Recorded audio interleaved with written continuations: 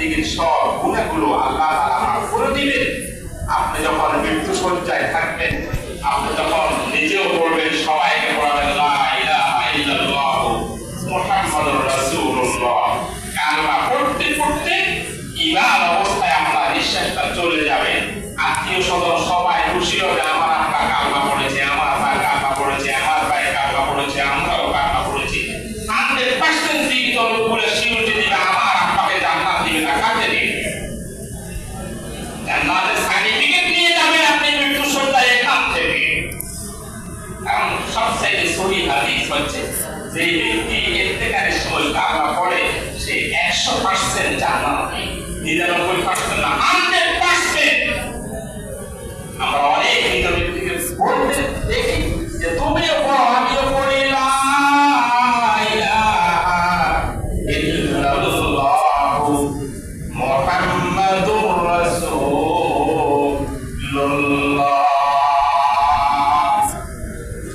এ বলে না।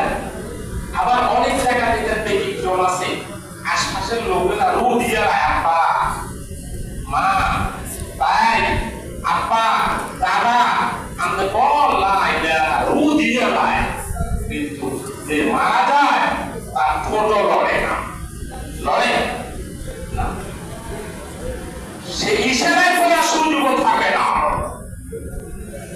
আজরাইল এমন অবস্থায় উপস্থাপিত হয় তার হুঁশ থাকে না, এবং সে যেহেতু ঈমানদার হবে কি হবে না, ঈমান অবস্থায় নিঃশ্বাস যাবে কি যাবে না, পৃথিবীর কেউ জানে না, একমাত্র জানে কে আল্লাহ। এই কারণে যদি ঈমানদার হন তালকিন লাগবে না, প্রেশার ক্রিয়েট লাগবে না, বুঝে বুদ্ধি লাগবে না, আশপাশের কথা বলে বুঝানো লাগবে না, অটোমেটিক্যালি মুক্তি বের হবে লা ইলাহা ইল্লাল্লাহ মুহাম্মাদুর রাসূলুল্লাহ।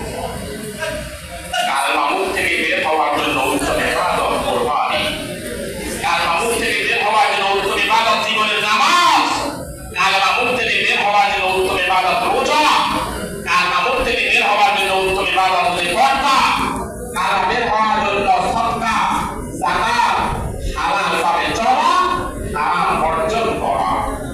এই অল্প কিছু যদি কাজ করে আপনাকে তালকিন দেয়া লাগবে না, আপনি অটোমেটিক্যালি পড়বেন যে লা ইলাহা ইল্লাল্লাহ মুহাম্মাদুর রাসূলুল্লাহ। লাইন একটা, ছোট্ট একটা লাইন সারা জিন্দেগির আমল দরকার হবে। এই লাইনটা বের হওয়া লা ইলাহা ইল্লাল্লাহ মুহাম্মাদুর রাসূলুল্লাহ, মৃত্যুর সময় এই লাইনটা বের হওয়ার জন্য জীবনের আমলের দরকার হবে। আর জীবনের আমল যদি উল্টা চলে, 100 জন নয় 1000 ইমাম সাহেব আসিও যদি আপনার মৃত্যু শয্যায় গুটাগুটি করে লা ইলাহা ইল্লাল্লাহ মুহাম্মাদুর রাসূলুল্লাহ ইশারায় বের হবে।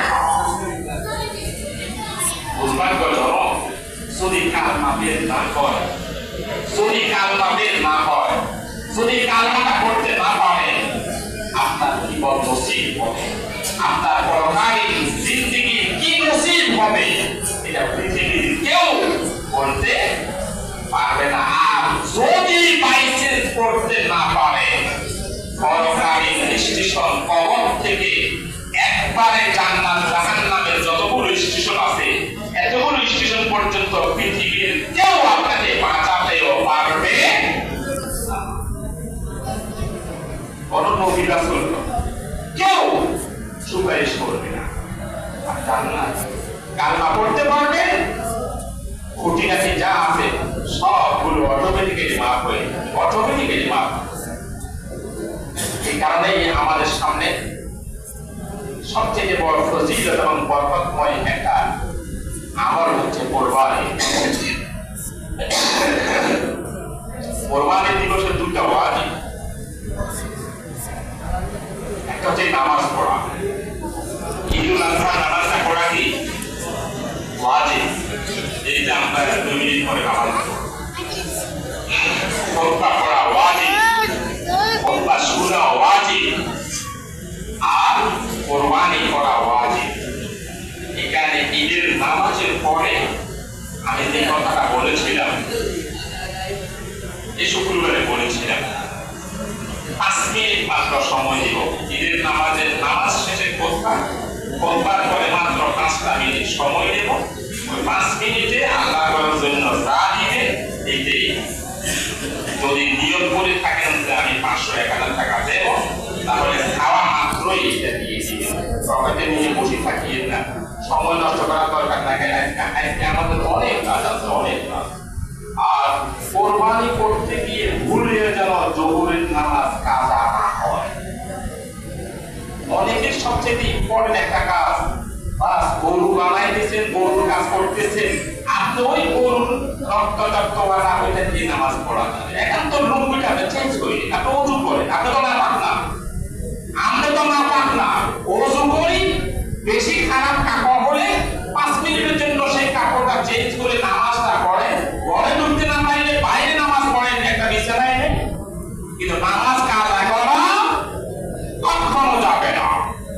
কিন্তু আমরা অনেকেই গরু কিনতে এমনিতে নামাজ কাজা আসন নাই মাগরিব নেই, গরু কিনতে। আবার আজকে গরু এই কুটা কাটে করতে, গরু কাটাকাটি করতে অনেকের জোহরের নামাজ কোথায় যে যাবে হিসাব নাই। কোরবানি দিছে ওয়াজিব, জোহর ফরজ বাদ। ওয়াজিব কোরবানির নাই, জোহরের নামাজ ফরজ বাদ। আচ্ছা যাদের ফরজ হয় না